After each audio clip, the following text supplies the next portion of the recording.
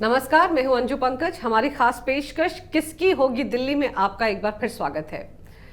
आम आदमी पार्टी ने चुनाव प्रचार शुरू कर दिया है। बाकायदा एक सॉन्ग लॉन्च किया है, लेकिन उस सॉन्ग और वीडियो पर ही बवाल मच गया है। इसी पर चर्चा करने के लिए मेरे साथ स्टूडियो में कैपिटल टीवी के editor in chief doctor Manish मौजूद है। बहुत बहुत स्वागत है आपका डॉक्टर साहब। Thank you.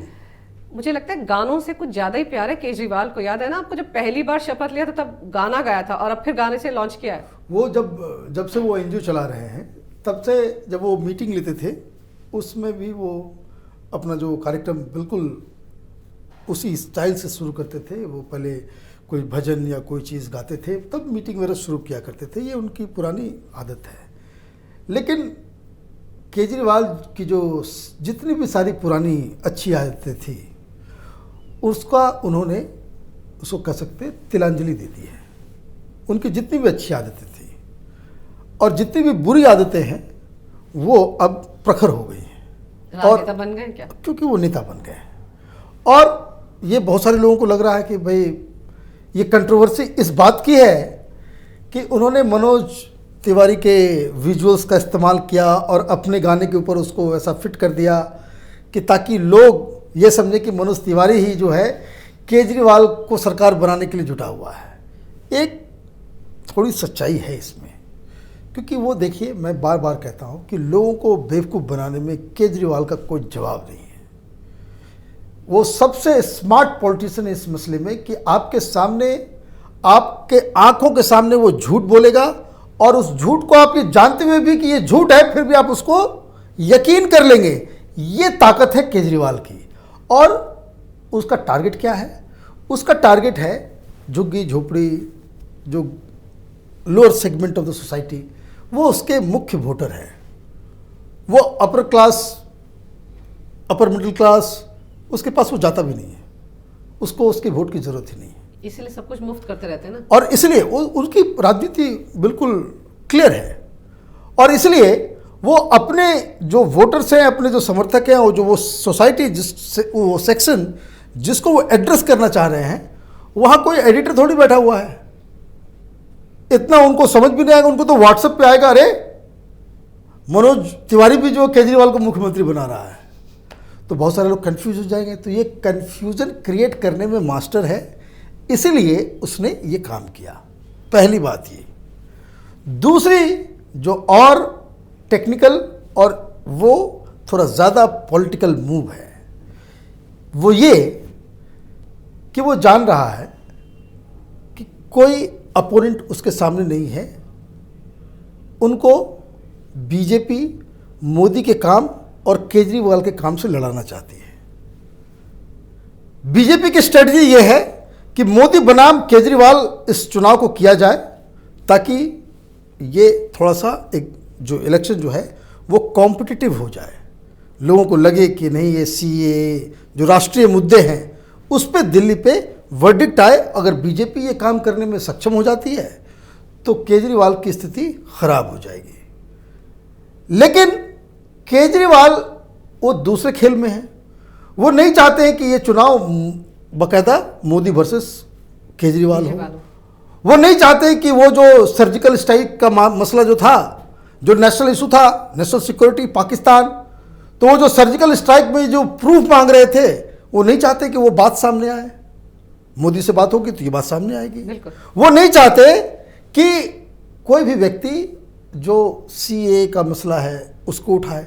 कोई वो केजरीवाल ये भी नहीं चाहते कि जो जेएनयू में ये सारे जितने जो टुकड़े टुकड़े गैंग के जो लोग, जिन लोगों ने नारेबाजी की थी, जिसके फाइल पे केजरीवाल बैठे हुए हैं, ये मुद्दा उठे।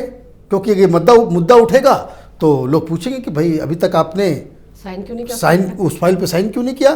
कि जिन लोगों ने देश के खिलाफ नारे लगाए, जो सुप्रीम कोर्ट के खिलाफ नारे लगाए, जो कश्मीर को पाकिस्तान को देना चाह रहे थे, उनके खिलाफ जो देशद्रोह का मसला चल रहा है, तो वो आपने क्यों साइन नहीं किया? तो केजरीवाल की ये स्ट्रेटजी है कि वो नहीं चाहते हैं कि कोई नेशनल मुद्दा उठे। और इसीलिए वो बार बार अपने हर भाषण में वो उन्होंने एक गिनी पिग को चुना है, मनोज तिवारी। लेकिन जैसे मनोज तिवारी ने भी बड़ा तत्परता दिखाई और 500 करोड़ का जो उन पर मानहानि का केस दर्ज कर दिया, आपको लगता है कि वो सही कदम था या फिर उन्हें चुनाव आयोग जाना चाहिए था? मनोज तिवारी तो खुश होना चाहिए कि वो वीडियो उनके नाम से निकला है। कारण मैं बताता हूँ, केजरीवाल ये चाह रहे हैं कि भाई मनोज तिवारी को जबरदस्ती, जैसे पिछली बार चुनाव में क्या हो रहा था, पिछली बार भी बहुत दिनों तक वो बीजेपी अपना मुख्यमंत्री का जो उम्मीदवार वो फाइनल नहीं की थी।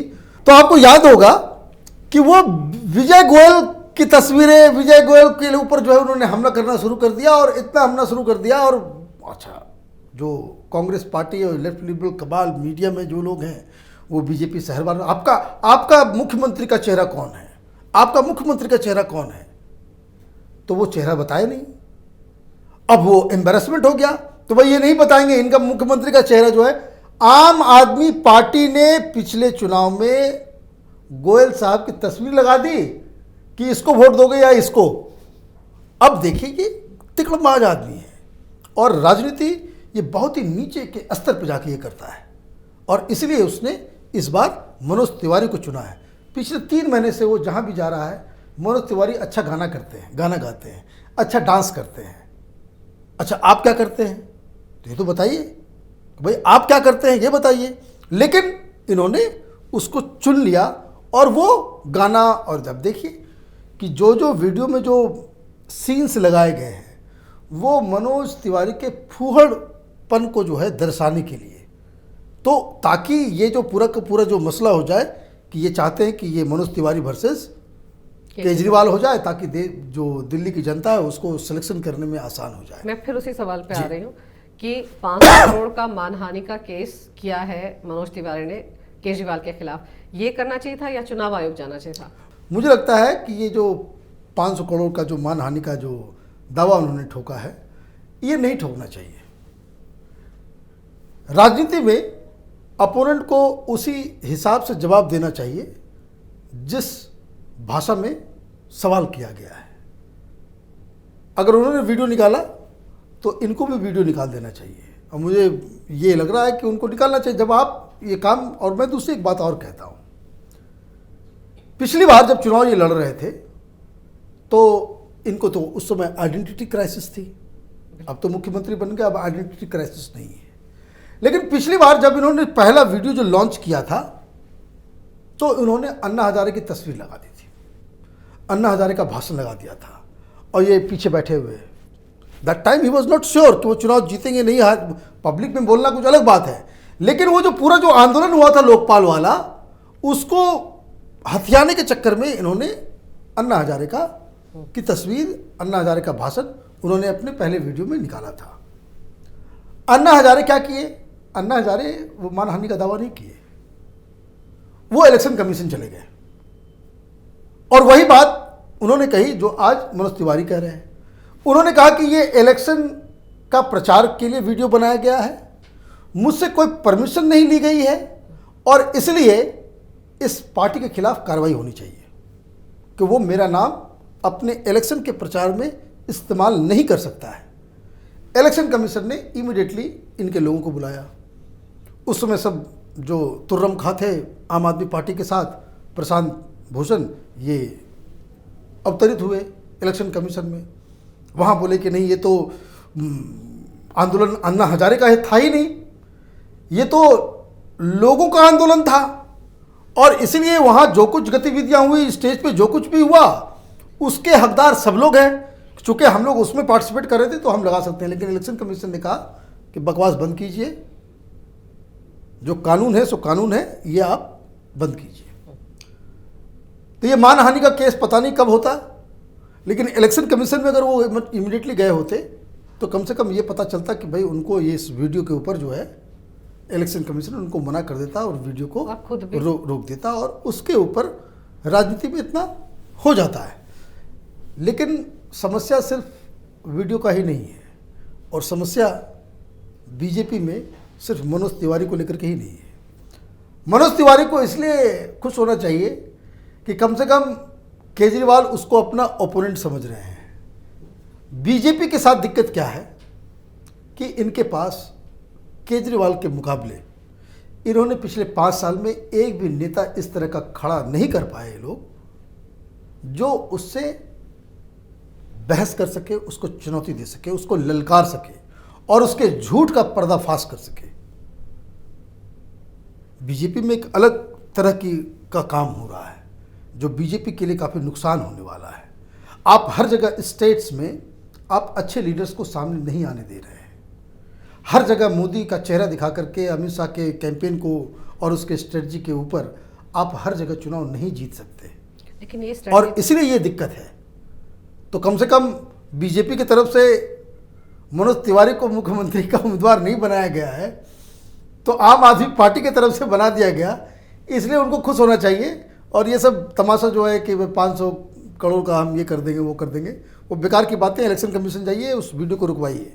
लेकिन वो खुद संगीतकार भी गाने बनाते रहते हैं। रिंकिया के पापा गाना बनाया था, एक गाना बना दें केजरीवाल के खिलाफ। वही मैं कह रहा हूँ कि उसके जो जिस राजनीति में जो जिस तरह की भाषा से विपक्ष हमला करता है, जवाब उसी भाषा में होना चाहिए। ऐसा नहीं कि आप उसको लेकर के, अब जैसे आम आदमी पार्टी उल्टा काम करती है। अभी आप देखिए, वीडियो से तो आम आदमी पार्टी का बहुत पुराना रिश्ता है। बहुत सारे वीडियोस बीच में निकले थे, राशन कार्ड बनवाने का जो एक प्रकरण आया था। खुद भी तो कितने स्टिंग ऑपरेशन करते थे। तो ये चीज़ है, तो ये स्टिंग ऑपरेशन बहुत सारी चीज़ दिखाने के लिए है। लेकिन आपको जब टेप से हमला हुआ है, वीडियो से हमला हुआ है, तो जवाबी कार्रवाई भी जो है वीडियो से बीजेपी को करना चाहिए। और मैं तो ये कहूँगा कि ये अगर केजरीवाल ये काम अगर कर रहे हैं और बाकायदा एक स्ट्रेटजी के अनुसार वो मनोज तिवारी पे इस तरह का वीडियो बना करके हमला कर रहे हैं, इससे एक इंडिकेशन साफ है कि वो टेलीविज़न के कैमरे के सामने और अपने चहेते पत्रकारों को इंटरव्यू देते के वक्त जितना भी कॉन्फिडेंट नज़र आए, लेकिन जो स्ट्रेटजी है उससे ये बात का पता चलता है कि केजरीवाल अपनी जीत को लेकर के इतने सुनिश्चित नहीं है। उनको कहीं ना कहीं इस बात का खतरा लग रहा है कि अगर दिल्ली में चुनाव नेशनल इश्यूज पे हुए तो इनका पूरा जो डब्बा जो है वो गायब हो सकता है, गोल हो सकता है। तो अब उम्मीद करते हैं कि जिस तरह की स्ट्रेटजी के साथ अरविंद केजरीवाल अटैक कर रहे हैं बीजेपी या फिर मनोज तिवारी पर, उसी तरह की स्ट्रेटजी लेकर मनोज तिवारी भी आए और बना डालें गाना। हम भी सुनेंगे, मजा लेंगे किस तरह का गाना। सही बात है। तमाम जानकारी विस्तार से हम तक पहुंचाने के लिए बहुत बहुत शुक्रिया। और आपको अगर हमारा ये वीडियो अच्छा लगा हो, हमारी कन्वर्सेशन अच्छी लगी हो, तो कृपया इसे लाइक करें, शेयर करें और हमारे चैनल को सब्सक्राइब करें। देखते रहिए कैपिटल टीवी।